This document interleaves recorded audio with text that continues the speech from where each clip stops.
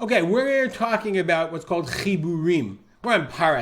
Parah, Parak Yud Bet, Mishnah Tet. 9th Mishnah in the 12th chapter, Masechet Parah. Talking about chiburim. In our last Mishnah, we talked about a bunch of things that were chiburim, that were connected, bein l'tuma or bein l'tara, whether for tuma and tara. For example, chibur of a bell, the bell and its clapper, zug v'ain bal. I don't remember which is which.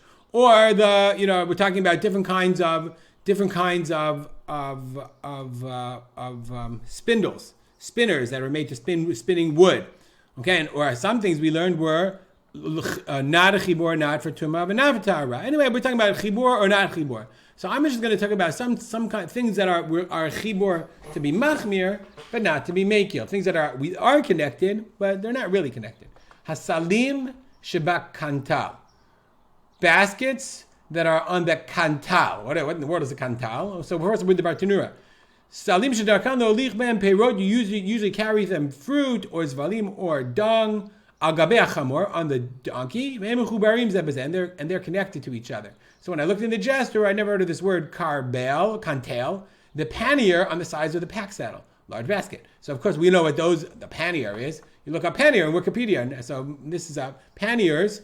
A basket carried in pairs, okay, on the beast of burden. So if you look at animals like the oxen or donkeys or whatever, they have panniers, side packs. So anyways, you have these baskets on these kantal, on the side pack. V'amitah shel tarbal, and the bed of tarbal. Again, another word I have no idea what that is. Okay, it's a ez shel barzel, is a goat of metal, a brass that you use to thresh the grain. So I looked that one up too. Is you have to look up tarbul. I think I lost it. I'll find it again. Yeah, turbil. Here we go. Threshing sledge, consisting of a wooden platform studded underneath the sharp pieces of flint with iron teeth. Remember, the threshing is something that you use in order to remove the chaff and to disconnect the chaff and the wheat together from the wheat and the grains from the chaff. So you have to. It's basically something like a grinder kind of thing. You don't want to grind the grain, but you gotta. So that's what a turbil is. So you have the mitah, the bed of the tarbal or turbil, of the threshing sled. The keren shel kliva, the horn or the keren, the top, the point of the kliva, which is mitah shel mitim, a burial, not a shroud, a burial pier. They use it. They mean keren. They make this sort of like horn on it of brass. You tie they tie the deceased on so they don't fall. So these things are connected in some way, but they're connected temporarily, as we'll see in a second. Ukranim shel yotzei drachim, the horns of travelers. So these horns of travelers, they used to take with them to fill limalot be'em mayim lishtot, right? So they would bring it with them. It's connected to, I guess, a rope or something. I really don't know. And the chain are for the keys. Ushlal akovsim. Shlal akovsim, the Bartanura said, okay, derech akovsim, the washers would use the following, lishlol begadim emzeh, to thread them together. Zeh katani magadol. So you would take the socks and you would thread them all together, b'shvishlo yavaz, they're not lost.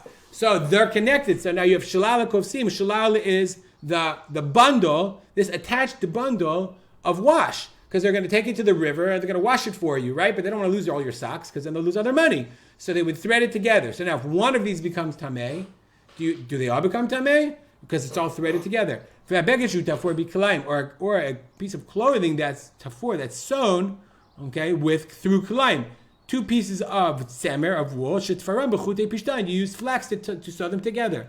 V'sofali parade. Eventually you're going to pull them apart. Mishum isur klayim, because of isur klayim. The same thing is true. Chibur l'tumah. So all of these things are chibur l'tumah.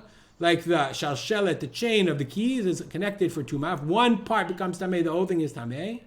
Ve'ino chibur la'azayah. But they are not chibur. They're not considered connected for sprinkling of the parah adumah. And therefore, you have to sprinkle each individual piece, I guess of the keys and the chain, whatever, separately in order to make it tahor once again.